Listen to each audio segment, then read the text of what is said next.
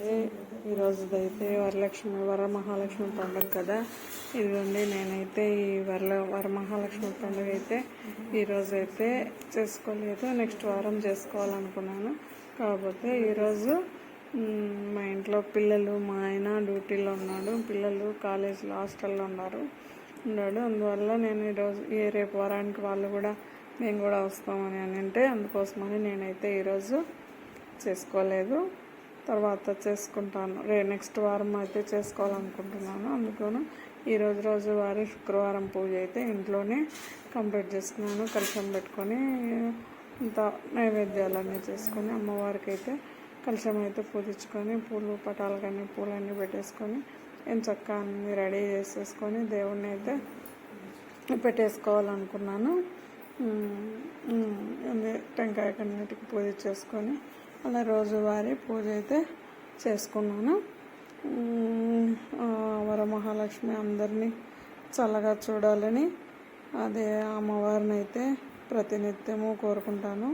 అందరూ బాగుండాలా, అందులో మనం ప్రతి ఒక్కరిని చల్లగా చూడమని ఆ దేవతని అయితే వేడుకుంటాను. ప్రతి ఒక్క స్త్రీలకు సుమంగళితనమే కదా, సౌభాగ్యాన్ని ప్రసాదించమని ఆ వరమహాలక్ష్మి అట్లాగే మీ పిల్లలకు కానీ విద్యా బుద్ధులు చక్కగా వాళ్ళు ఒక ఉన్నత స్నానంలో ఉండాలని ఆ అమ్మవారిని అయితే పదే పదే వేడుకొని నమస్కరించుకున్నాను. అమ్మవారి దయ వల్ల ఈరోజు ఇలా మనం సంతోషంగా హ్యాపీగా ఉండామంటే ఆ అమ్మవారి దయే. అమ్మవారు చల్లగా చూడాలి. ఇదిగోండి, పూలన్నీ కోసుకొని తోటలో ఉన్న పూలు చెట్లకు ఉంటాయి. మాకు పూలేం నేనైతే కొననండి, ఉన్న దాంట్లోనే ఆ చెట్ల పూలే భలే అలంకరణగా అందంగా పెట్టుకుంటాను. నేను పటాలను అయితే నీట్గా, దేవుడి గది అయితే చాలా నీట్గా ఉండాలి. నాకు నీట్గా ఉంటేనే బాగుంటుంది. దేవుడికి అంత నీట్గా పెట్టేసేసి అన్ని పటాలకన్నిటికీ పూజించి చూడండి ఎలా అలంకరణ చేశాను. మీరు కూడా ఇలాగే చేస్తారా? దేవుళ్ళకు పటాలకు చిన్న చిన్న విగ్రహాలకు కూడా పూలు పెట్టేసుకుంటాను. ప్రతి ఒక్క విగ్రహానికి కూడా పూలు పెట్టేసి చేస్తాను. ప్రతి వారము నేను కలశం అయితే పెట్టేసుకొని ఆ అమ్మవారిని అయితే పూజించుకుంటాను. ఆ అమ్మ చల్లని దీవెనలు అయితే నాకు, నా కుటుంబానికి ఉండాలని ప్రతిరోజు ప్రతినిత్యము నేను కోరుకుంటాను. అమ్మను అదిగోండి, హారతి అయితే ఇచ్చేసుకొని ఇంకా దండం అయితే పెట్టేసుకుంటున్నాను.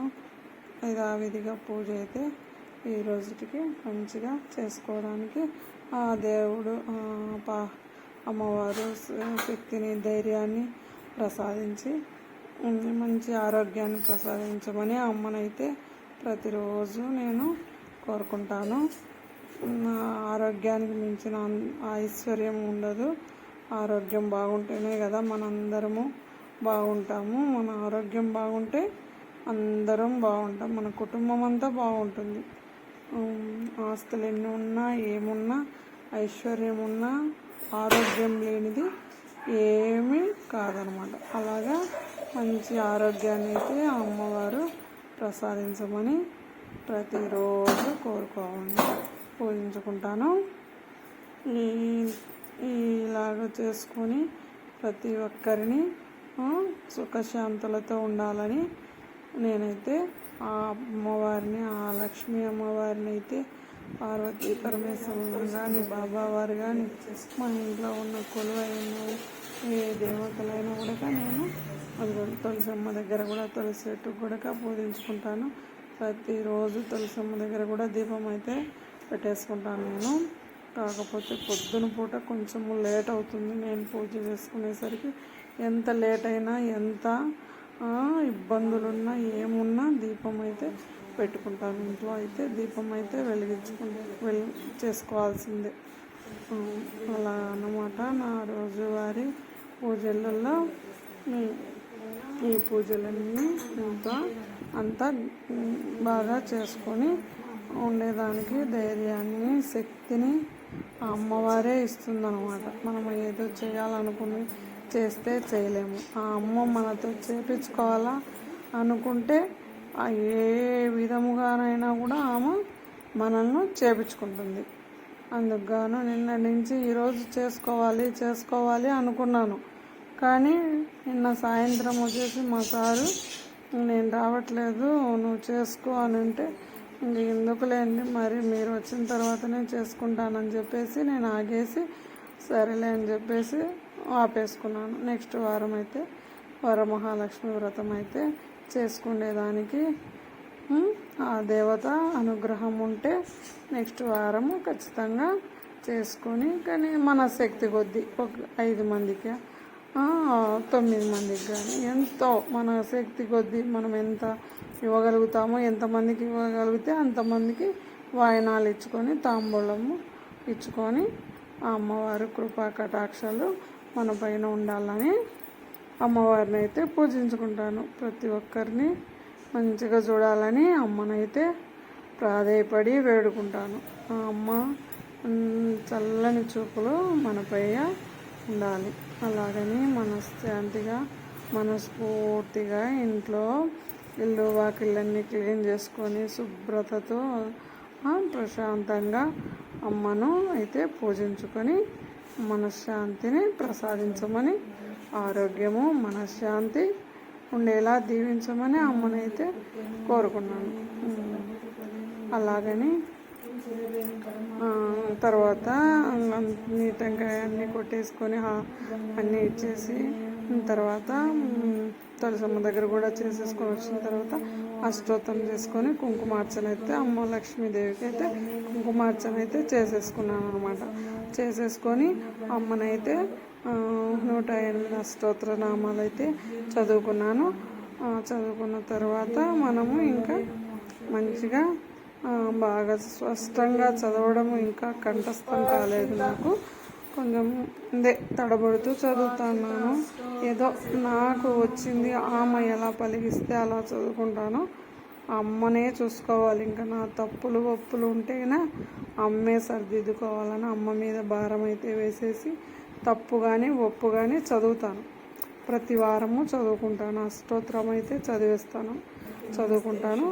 అవి తప్పున్నా పర్వాలే క్షమించమని వేడుకుంటాను. అలాగని ఇదిగోండి ప్రతి ఒక్కరూ మన యూట్యూబ్ ఫ్యామిలీ మహిళలందరికీ వరమహాలక్ష్మి శుభాకాంక్షలు. మరొక్కసారి కూడా నేను అందరికీ మంచి సౌభాగ్యాన్ని ఇవ్వమని, ప్రతి ఒక్క స్త్రీలకు మంచిగా సౌభాగ్యం ఇవ్వమని అమ్మనైతే వేడుకున్నాను. పిల్లలకు మంచి చదువును మంచి పొజిషన్ను ప్రసాదించమని వేడుకున్నాను.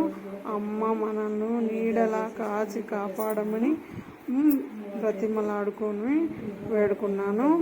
అమ్మ సాక్షాత్కరించి మనం ఈరోజు ఇలా ఉన్నామంటే అమ్మ దయ వల్లనే మనం ఇలా ఉన్నాం. మనం అమ్మ లేని చోట మనం లేము. పార్వతీ పరమేశ్వరులు కానీ బాబావారు కానీ వాళ్ళ కరుణా కటాక్షాలు ఉంటేనే మనము ఈరోజు ఈ స్థాయిలో ఇలా ఉన్నామని అమ్మను వేడుకొని నమస్కరించుకుంటాం. అమ్మ దయ, అమ్మ కృప, అమ్మ కటాక్షం మనపై ఎల్లవేళలా ఉండాలని మనస్ఫూర్తిగా వేడుకొని ఆమెనైతే పూజించుకొని ధ్యానించుకొని ఆరాధించుకోవాలి. అలాగా అమ్మనైతే సంపర్ణం చేసుకొని అమ్మకైతే నైవేద్యాలు అయితే పులిహోర దద్దోజన అమ్మకి ఇష్టమైనవి ఏదో నాకున్న దాంట్లో నాకు చేతైనవే చేసుకొని అమ్మకైతే నైవేద్యము సమర్పించుకున్నాను. పూలు పండ్లు ఉంటే అవి నా శక్తి కొలది, ఎవరి శక్తి కొలది ఆడంబరాలకు పోవాల్సిన అవసరం లేదు. అమ్మాయి ఒక్క 2 పువ్వులు పెట్టి మనస్ఫూర్తిగా మనశ్శాంతిగా దండం పెట్టుకున్నా చాలు. అది అమ్మ కోరుకున్నదే. అది మనశ్శాంతి. మనస్సు నిమ్మలంగా మనశ్శాంతితో కొలుచుకుంటే అమ్మ అందరినీ కరుణిస్తుంది, కటాక్షిస్తుంది. ఆ అమ్మను ప్రతిరోజు ధ్యానించుకొని పూజించుకున్న వారికి వాళ్ళ ఇంట్లో సుఖ సంతోషాలు వెళ్ళి విరుస్తాయని అమ్మ సాక్షాత్తుగా మంచి మనస్సు గలగా ఉండాలి. ఏ ఇంటిలో అయితే భార్యాభర్త గొడవలు లేకుండా అన్యోన్యంగా ఉంటారో ఆ ఇంట్లో నేను ఉంటానని అమ్మ చెప్పింది. అమ్మ చెప్పినది మటుకు వాస్తవంగా నిజమే. ఏ ఇంట్లో అయితే